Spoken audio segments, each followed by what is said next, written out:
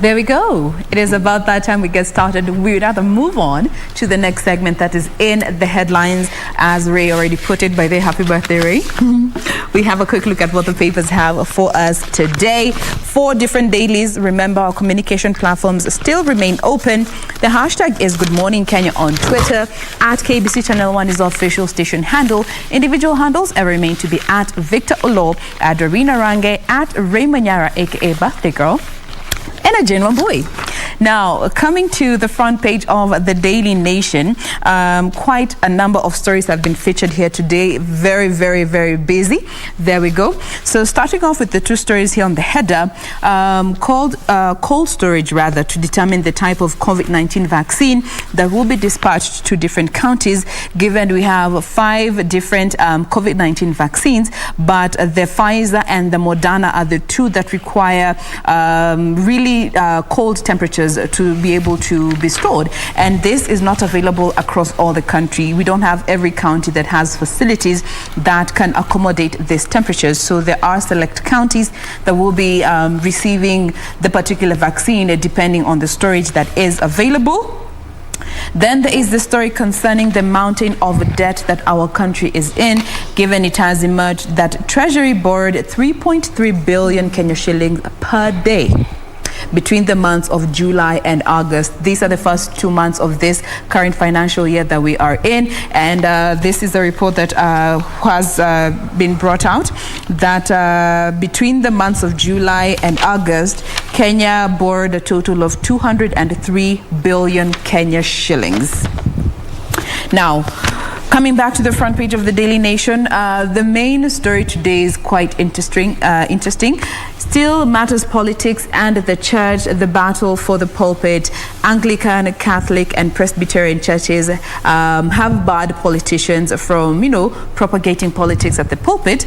But on the other hand, we have the Methodist Church of Kenya, who have said that politicians are our brothers and sisters as well as members of the church. Therefore, they cannot be denied the opportunity to address worshippers. That is the main read here on the front page of the Daily Nation. 2022 politics split up church leaders. I will be particular to give you those details once we get to that part of this particular segment. Then there is the story concerning the 100% transition policy in Kenya, given that in as much as the education sector has been key on ensuring that there is the 100% transition. According to this report that was put out 2 weeks ago, the economic survey of 2021, it showed that 204,000 candidates who did their KCPE exams in 2016 did not sit for the 2020 KCSE exams, indicating a huge number that are not actually sustained throughout secondary school and end up dropping along the journey. And finally, the final story here is in regards to the face of drought. Pictured therein, there are 2 women just trying to sort out through beans, just trying to beat the biting pinch of the drought that is being experienced in mostly the northern parts of our country. That, ladies and gentlemen, is the front page of the Daily Nation for you today. Victor. Absolutely. All right. So on the front page of the Star newspaper here, Governor's 2022 links to political bigwigs. Most of them are seen to have a huge financial war chest, key for campaigns. On the front page of the Star, Governor's 2022 links to political bigwigs. And the story says that Raila has a backing of 17 county chiefs, while DP has at least 10. So says that most of them are seen to have a huge financial war chest to key for campaigns. That story is fleshed out there for you. And on the front page again, NHIF is broke, may not meet obligations. That's according to the Auditor General. NHIF is broke, may not meet obligations. An interesting story for you there. That's according to the 2018-2019 audit, which was conducted by the Auditor General. And still on the front page, Nakuru doctor fatally injects 2 children with drugs, attempts suicide. He survived their suicide and he was rushed to the hospital that is in Nakuru and currently undergoing treatment, and later on the case will commence. Mudavadi unveils 10-point agenda to fix economy. That's also a story worth reading. And this story here, Mudavadi hears drums of war, calls for tolerance. On page 2 of the Star newspaper, tells congregations drums of political war and violence have started to beat. Amani National Congress leader Musalia Mudavadi on Sunday called for political tolerance as the country heads towards the 2022 general election. Now, he was speaking during his second day in Meru at Chabwene Methodist Church in North Imenti constituency, where he said that the drums of political violence can already be heard, but he called on the church to preach peace. All right. So this is the story there of Rift Bishop optimistic Uhuru and Ruto will reconcile before 2022. We will discuss this later on in the next hour with our analyst here. The push to reconcile President Uhuru Kenyatta and his deputy William Ruto has gained momentum, with a bishop from the Rift Valley expressing optimism that the two can still reunite ahead of the 2022 general election. That's also a story that we will discuss later on in the program. Before I give it to you, don't prioritize law change when economy is ailing. That is according to the DP. He said that the country's priority should always be economic recovery aimed at getting a majority of Kenyans out of poverty. Now, Ruto pointed out jobs creation and the empowerment of small businesses as some of the areas that needed urgent focus. So to that story of a doctor who fatally injected his 2 children and attempted suicide, police said that Medic poisoned his son and daughter, tried to take his own life. He said that he had argued on Saturday night with his young second wife, a Medic who wished to travel abroad. According to a neighbor, the children were a boy aged 5 and a girl aged 3. The doctor was identified as James Muriithi Gakara, who is 50 years old, who is now hospitalized and under guard. He is an obstetrician and gynecologist, owner of Optimum Current Healthcare Clinic along Kinuthia Mbugua Road, that is in Nakuru County. So, from examining drugs on their bedside table, police said that the children were probably injected with insulin, perhaps other drugs. So a sharp knife was also on the table, according to Nakuru Police Commander Beatrice Kiraguri, who confirmed. Sad state of affairs there. This is something that we discussed before on the program, where, you know, when you have a disagreement, couples having a disagreement, then they turn their anger to innocent children. We call them weaker sex, weaker objects who cannot react. So 2 little angels killed by their own dad. Yeah, so sad. Now, picking up from that data and now looking at the issues of crime, there's a report here that has been captured on the Standard. It's not found itself on the front page as a kicker, because you're talking about matters of politics. This is a season, as you mentioned, Kikuyu elders now vow to sell Raila in Mount Kenya. Now, over the last few years, we've seen a change in dynamics. We're no longer looking to the western region as a voters' hunting ground, but now their hunting ground is squarely in Mount Kenya. That's what we have on the front page of the Standard this morning. But now, picking up to what you just mentioned there, the issue of crimes and crimes of passion. According to the economic survey of 2021, the crimes reported to the police last year dropped, but there were more women offenders in one of 3 counties than in 2019, meaning that there were some counties where women were more dangerous than men, and this is according to the report. Let me just mention but a few in passing. Top 6 counties where the number of female offenders increased. We have Nakuru, Kitui, Samburu, Kisii, Kirinyaga, and Kilifi. They lead women offenders. The numbers increased in Nakuru, Kitui, Samburu, Kisii, Kirinyaga, and Kilifi. On the other hand, these are the 6 counties in which a crime perpetrated by male persons increased: Siaya, Nakuru, Embu, Kitui, Machakos and Taita Taveta. What is common among these two counties, or rather the counties that find themselves on both sides of the survey, is Nakuru and Kitui. Yeah. So the number of women who committed crimes last year increased in 15 counties against 11 counties for men. Just 8 counties accounted for 40% of the country's crime. 133 are the corruption cases so far reported to the police last year, a rise from a record 130 that was recorded in 2019. Well, we're still figuring out the figures. Is that now a police officer is missing. That is Joseph Otieno, a general service unit officer based in Nairobi. They went missing under mysterious circumstances in Nairobi. He's 36. He was attached to the armory section, believed to have been kidnapped by unknown people while heading to a supermarket near the GSU headquarters in Ruaraka.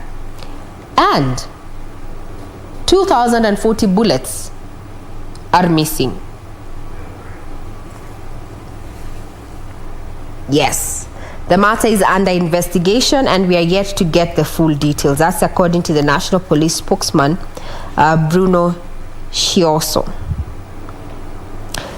GSU officer missing, in charge of the armory, with 2,040 bullets unaccounted for. On that note, we'll take a quick breather. We'll be right back.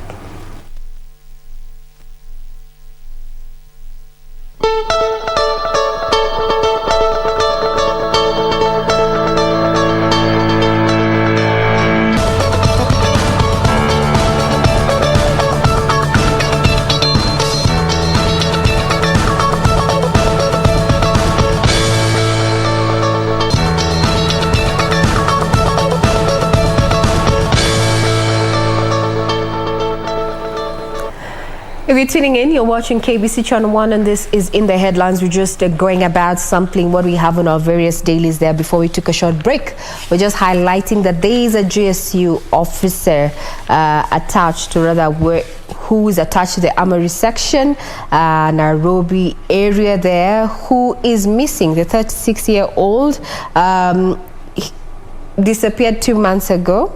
And now the senior GSU officer attached to the armory section escaped death narrowly after gunmen sprayed a vehicle he was in with 20 bullets along the Nairobi Eastern bypass.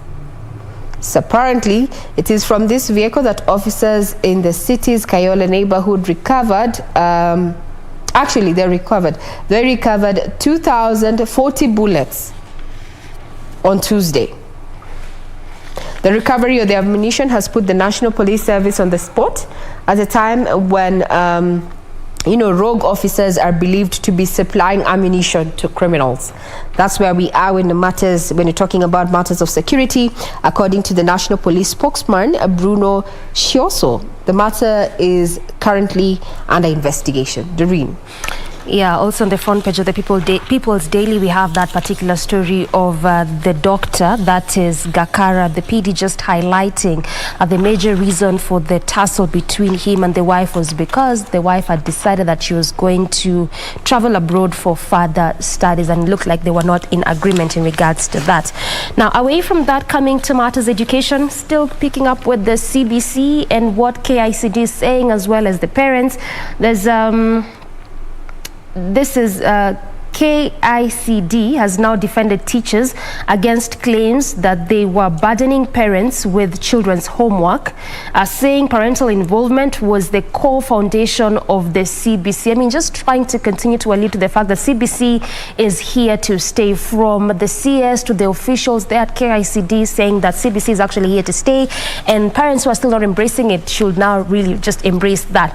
Now, still on that CBC concern is that Again, there's that concern of cost and time, saying that cost and time factors weighing down CBC system. Again, just parents also complaining about that, and this is because of those in the rural areas, with that factor of how expensive this new system of education might be. So what about those parents or children in the rural setups? How are they managing, perhaps to navigate through this? This article well highlights that.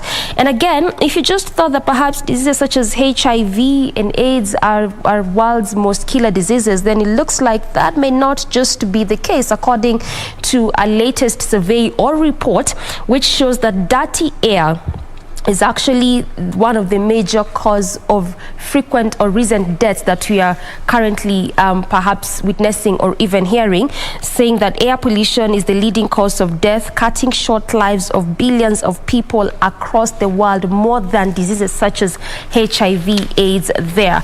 And also perhaps coming a bit to politics, there's now a dilemma of two DPs as this one hits home, just saying that the roles and powers of the deputy presidents, if the new executive structure is adopted, now has MPs scratching their heads, especially on which one of the two will assume office in the event that the president is not there. So if actually this kind of system is adopted and you have two DPs, which one of them will assume office? That is the main tussle that MPs are having there. We have that story of the former sports CS, that is Wario, and we know that he had been asked to pay a fine of either 3.6 million or stay in jail for a period of about 6 years, and he managed to pay that 3.6 million, but his counterpart did manage to pay the one that he was charged with. But now it just is coming out that many associations in the sporting industry are mired in corruption, with athletes languishing in poverty while officials make a kill, and this is why they are going after most of these rogue sports officials there. And when it comes to that question of churches, we know that obviously politicians were banned in churches, but PD just highlights various articles of various places that politicians were over this past weekend, and perhaps what happened to them while they were in these churches. Were they allowed to speak in the pulpit? Were they not? Well, when we get to the details, I'll be giving you all about that in just a short while. Now, let me just pick up from that particular point concerning politicians and the church and 2022. This is actually the story that has been featured here on the front page, the main read on the front page of the Daily Nation. 2022 politics split top church leaders. So as far as it stands, 3 churches have said politicians should attend church services like any other members. Okay, that is the Anglican, the Catholic, and the Presbyterian churches. This is information that has been put out by their heads. And they have also gone ahead to issue out guidelines stopping clerics from yielding their podiums to politicians. Okay? Now, on the other hand, we have the Methodist Church of Kenya. And the representation by the presiding bishop, that is Joseph Ntombura, on Saturday, he said that the decision to stop politicians from addressing worshippers is not wise, adding that it amounts to denying a section of church members from taking part in services. Now, in his own words, he said that politicians are our brothers and sisters as well as members of the church, and they cannot be denied the opportunity to address worshippers. He added that politicians never disrespect the church whenever they're given the opportunity, saying that the pulpit is a suitable place to articulate their agenda for the voters and the country. Okay, he went on to say that there is a possibility of the church being used to gag some leaders, as it on the other hand allows other politicians to talk, and that is why we will allow politicians to speak as long as they respect the places of worship. They will not entertain politicians who come in a hurry and demand to speak, and politicians should inform them in advance of their intention to attend the service and whether or not they would like to address the congregation. And I'd love to rope you guys in looking at this particular story. I know it has been featured on the People Daily. I don't know if it's on the Standard or the Star, but politics is already dividing and conquering, even among the clergy. One saying that, no politics in the church. On the other hand, we have other church leaders who are saying that this is the right place for them to address the congregation, the voters. I don't know what you guys feel about this. Well, as I promised, that's something they're also going to discuss with our analyst in the next hour. But then now the question of church and politics. It's I don't know how to put it, but it was going to happen either way, because there are some churches who are affiliated to different politicians. They are friends. Either a church leader is your uncle, your father, your father-in-law, or whichever way, and you want to go and talk to those people. So you can imagine you saying no to that politician who is coming to address congregants in that particular church. Now, the situation that we are in right now, the three churches, the Catholic, the Anglican, and Presbyterian, taking the lead in saying that they don't allow politicians in church, perhaps just politicians got a new way of addressing a leader, the congregants rather. I have an information of a certain leader who went to church over the weekend. Yes. And it was not highlighted. Now, the story went that he went to church. He only had his official driver and himself and his family. He went to church. They all sat at the back. And when he was called to go and talk, the only thing he said was, Askofu mkuu, waumini wenzangu, blah, blah, blah, asanteni sana kwa kukuja, and thank you for the sacrament. Apparently it was a day for sacrament over the weekend. He took the sacrament plus the family and just said, may God bless our nation, and he went back and sat down. He didn't talk politics. Contrary to what was expected Contrary by to what most. was expected. So he went there, took his sacrament plus the wife, and he went back and sat down. So people are shocked because nobody expected him to do that, as politicians happen to be.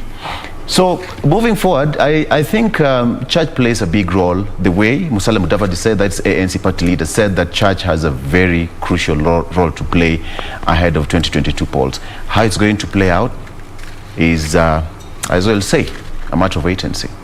We did see Kalonzo Musyoka, Wiper leader, coming out to say that, he criticized this decision by some churches banning politicians from speaking, saying that it makes politicians appear to be worse sinners than other churchgoers. Doreen? I don't think in any way it actually does. You see, and it may be sort of difficult because it's a practice. Behavior, once you learn it, sometimes you can unlearn it, but it takes a bit of time.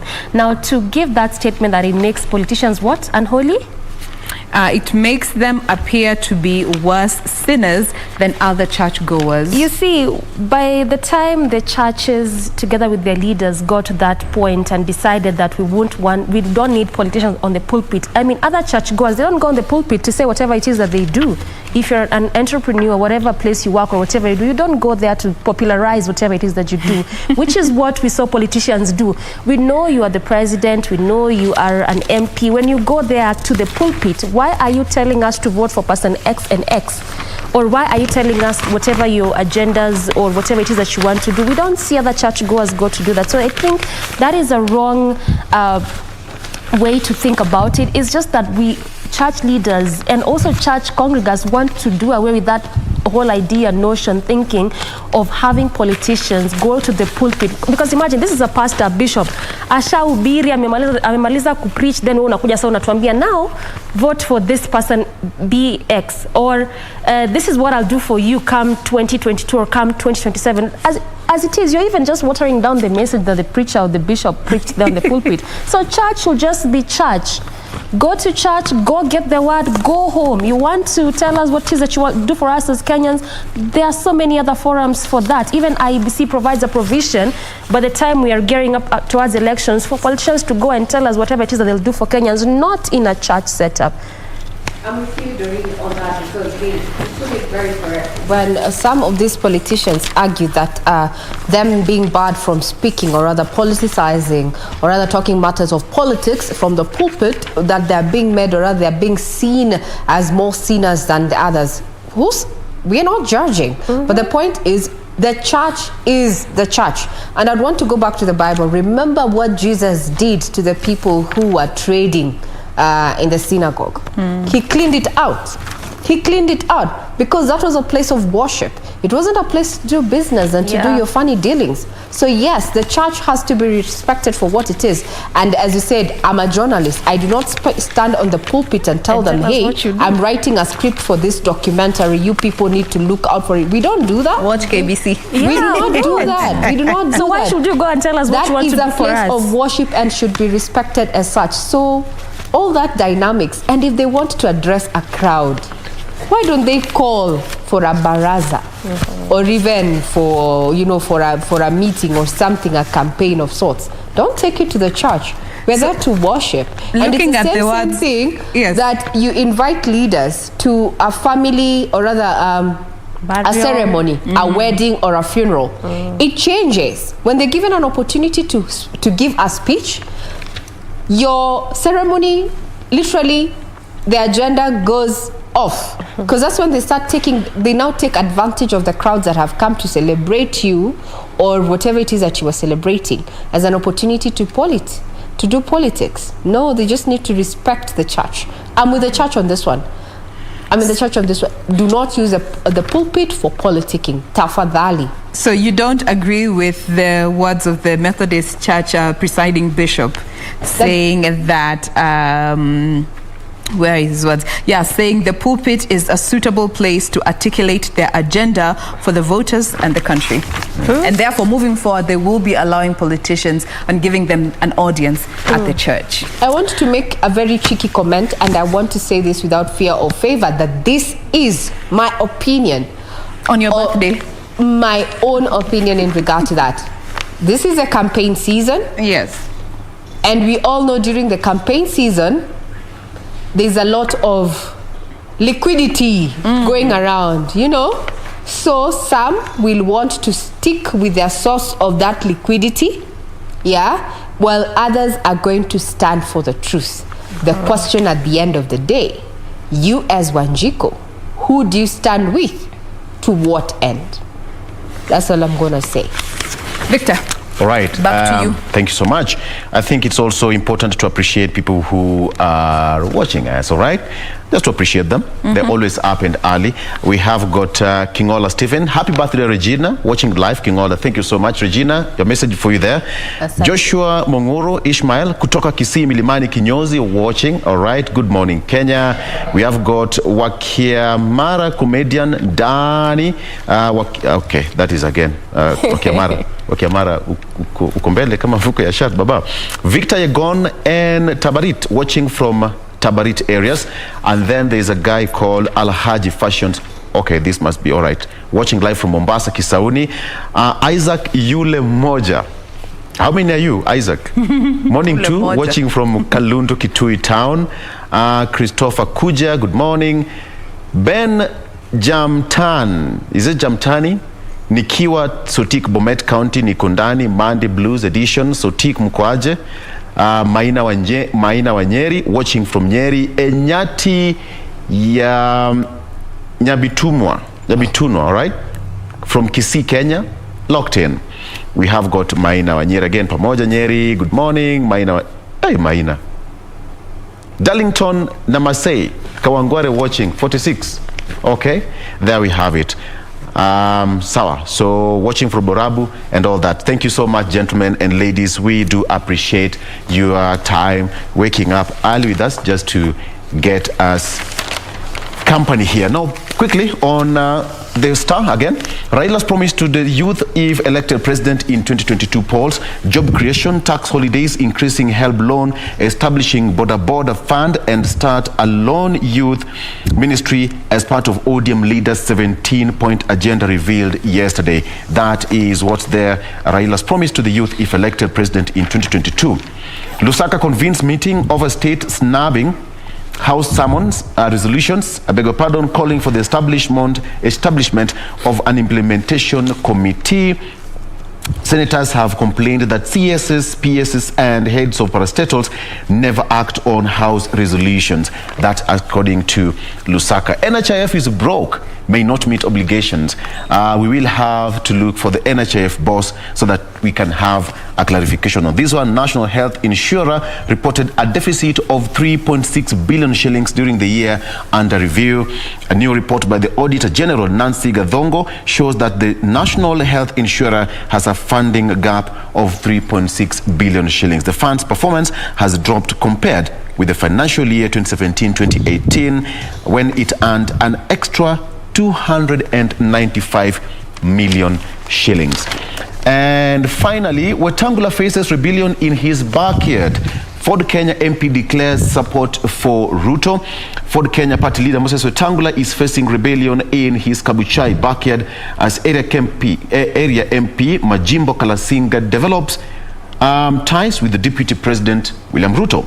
Now, Kalasinga accompanied DP Ruto during his Meet the People tour in Chwele Market at the weekend and declared that the Deputy President had gained his footing in Western Kenya.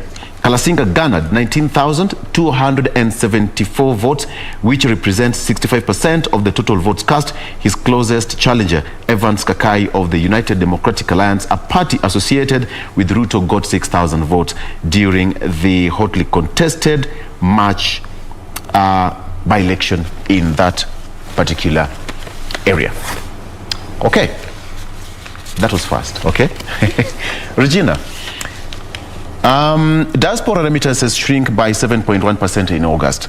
Despite the monthly drop, this is a 14.2% increase compared to the same period last year. That is now business. Diaspora remittances sent into the country shrank by 7.1% last month as migrants continues to suffer from economic effects of the COVID-19. And perhaps, Regina, this might have a very long-term effect in the economy, right? Briefly? True. So to speak, if you look at how Kenyans, a majority of those who are living in the diaspora continue to send loads and loads of money to support their fellow, or rather their families back here during the COVID-19 situation. And we see this ongoing as, businesses and families trying to just, we are all feeling the bites of the COVID-19 disruptions. We are talking about post-COVID recovery and such. So money will still keep flowing, but now the issue is, in as much as the money is coming in, the cost of living is continuing to skyrocket now, especially with the increase in fuel prices that has also led now to the cost of electricity. And once the cost of production goes up, it means this cost of production is going to be borne by you and I as consumer. Manufacturers are going to now throw it back to us. So we need to tighten our belt, so to speak, and expect further, glaring anomalies when it comes to our spending. And we are waiting to see what Parliament is going to be doing in the next few weeks or so when it comes to that talk about reviewing taxation when it comes to, cost of fuel. And when we're talking about fuel, we're also talking about the cost of electricity that has gone up, I think, to 3-point-something per kilowatt hour, 3 shillings and some few cents there, I think 88, 87 per kilowatt hour from 2 shillings and some few cents there. So the cost of power going up, trust me, it's going to affect cost of production, and at the end of the day, you and I are going to pay for it. And I'd want to draw attention to the caricature that has been captured in the Standard this morning that has showed a petrol station, filling station, that says, we accept credit cards, arms, legs, everything for this fuel. So it's quite, that's where we are, because 134 for a litre of petrol in Nairobi, 147 in Garissa and Mandera. Okay. That's almost the price of a 2 kg pack of unga. Maize flour, if you ask me. Well, that is where we are at now. But then again on a lighter note, some people will say that a liter of petrol goes for 134, 35. But some people will buy mzinga for a whole weekend. What? 7,000 shillings, bana. And then they drive home. But when it comes to Mafuta ya mwili, they fill their body tanks. Then they complain. Bei ya mafuta imepanda. But hapo kwa petroli hapo ndo wana draw line. That is where they complain. Even when you buy that bottle, Victor, even when you buy that bottle, if you bought that bottle today at that price, does it affect my ugali in my house? No. Or Doreen's? Listen. But unfortunately, the price of petrol affects, or rather fuel prices affects all of us. That's the ones who go for the bottle and the ones who go for milk. We feel it. But apparently most guys who complain going to the fuel station are the same people. Ukifungua their cars, maze utaona some cooler box. So what are you saying? So they are complaining on behalf of these Kenyans who cannot. Leave us. We will not discriminate against the cooler box. Now, as we bring ITH to a close, thank you so much for tuning in. We always appreciate everyone who's tuned in and sending in their messages. Hapa niko na message moja to Regina. Allah. Given it's her birthday. Today is Regina's birthday. Where's the party at? I am reading it verbatim, as is. What? Mom. Is it palatable for under 21s? It starts with mom. Put a message, Mom. Mom. You are a woman. Listen. Tulia. It says, Mom, you are a woman like no other.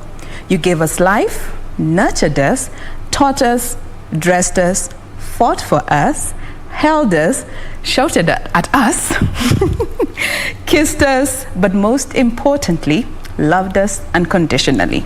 There aren't enough words to say or to describe just how important you are to us. Happy birthday, Mom. From Nem, Aman, and Jay. Allah.